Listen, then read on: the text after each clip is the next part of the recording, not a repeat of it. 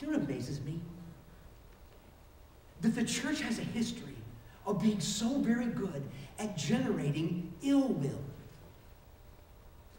That Christians, for some reason, have this knack for doing things to get people to not like them.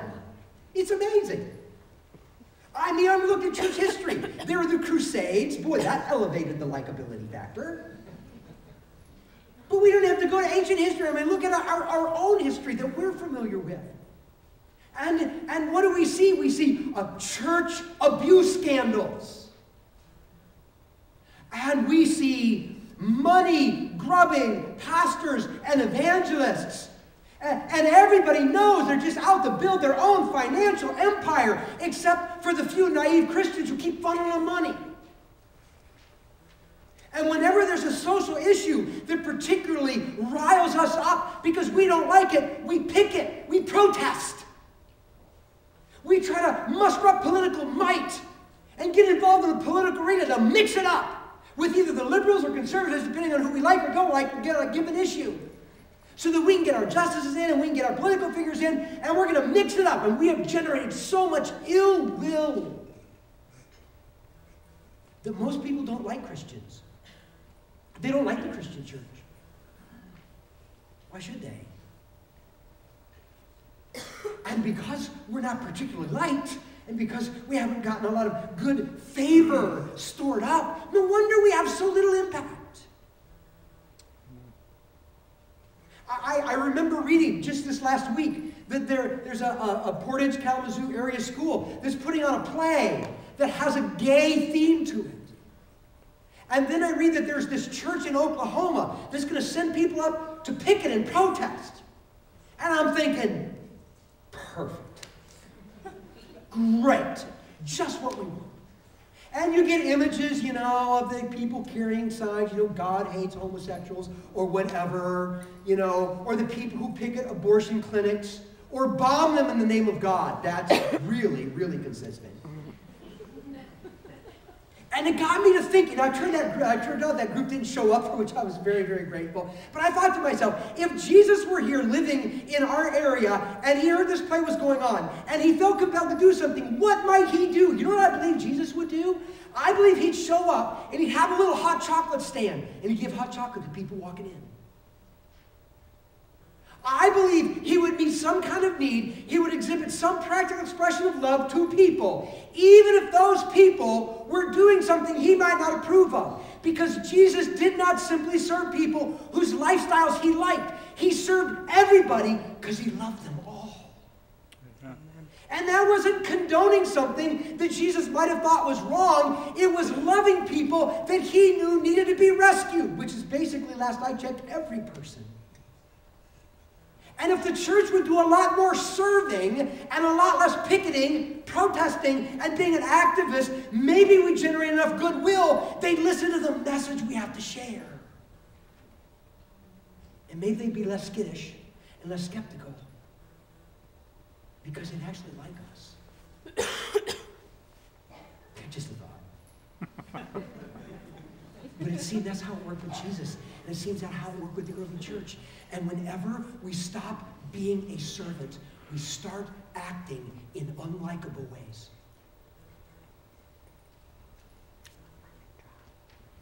Remember that verse that I showed you in Matthew chapter 9, where Jesus, looked at everybody and, you're weary and scattered like sheep, no shepherd.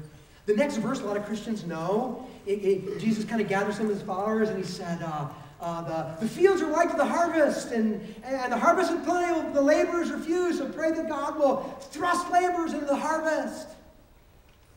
And then the very next thing we read, Jesus picks 12 guys who are going to be like his right-hand men.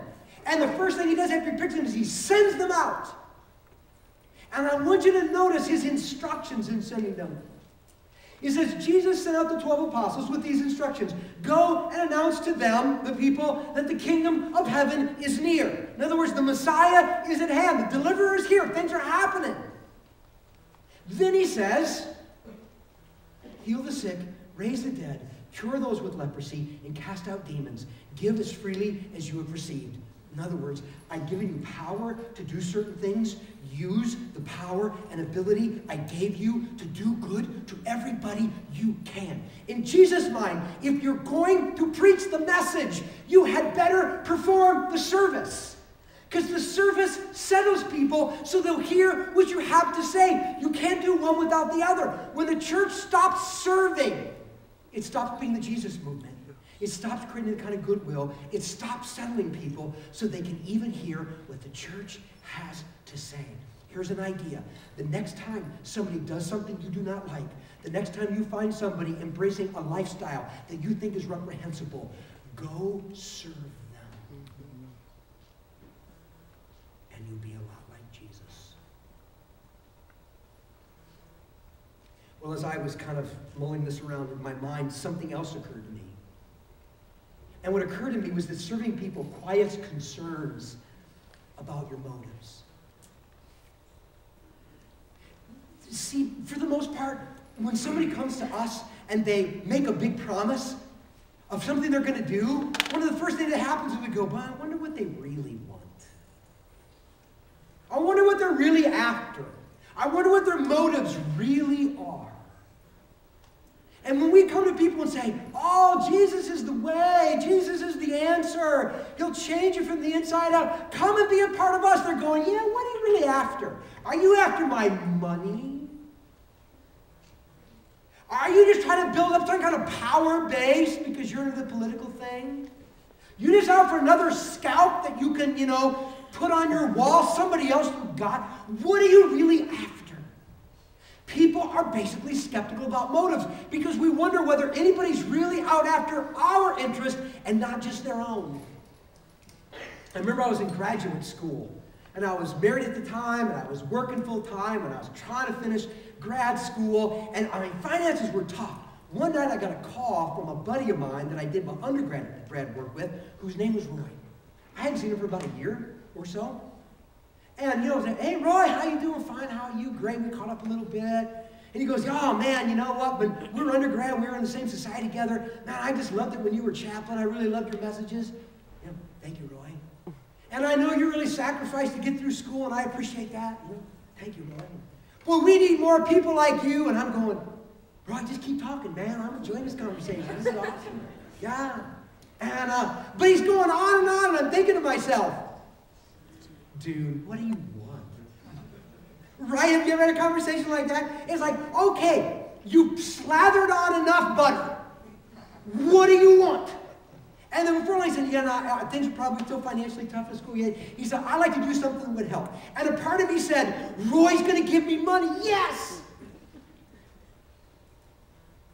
And then Roy goes, there's a business venture I'd like to bring you in on.